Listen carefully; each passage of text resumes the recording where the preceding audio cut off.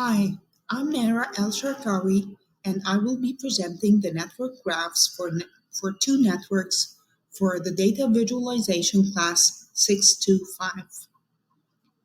We have two datasets for networks 2 and 3, and we will be analyzing the nodes and their relationship to other nodes as well as their betweenness levels. The betweenness level lets us know the degree to which a certain node is acting as a bridge or a bottleneck of information between the other nodes. Both graphs are demonstrated as dual axes of x and y coordinates along with a y-circle coordinate.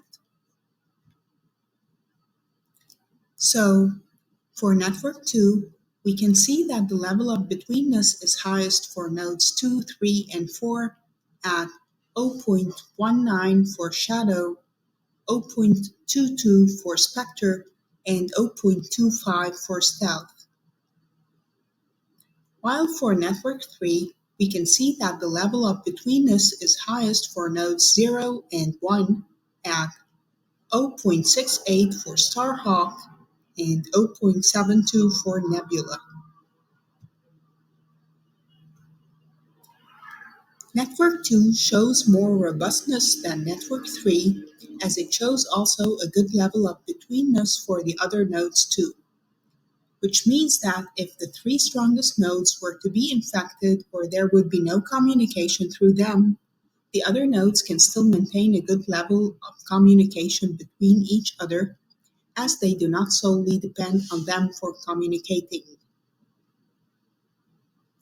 Unlike Network 3, where nodes 0 and 1 are pivotal for the overall communication between the different nodes, hence, any interruption of communication or infection within these nodes will halt most of the overall communication for all the nodes within the network. So, we can clearly see that the Network 3 is much more vulnerable than Network 2. It is recommended for Network 3 to have better communication levels, better betweenness levels for its different nodes, as demonstrated in Network 2, to render it more cyber resilient and far less fragile to infections and attacks. Finally, both network graphs clearly demonstrate the fragility of Network 3 and the resilience of Network 2 in case there would be any communication errors or issues within their highest betweenness levels nodes. And hence, they highlight the need to remediate the communication network plan for Network 3 to render it as resilient as Network 2. Thank you.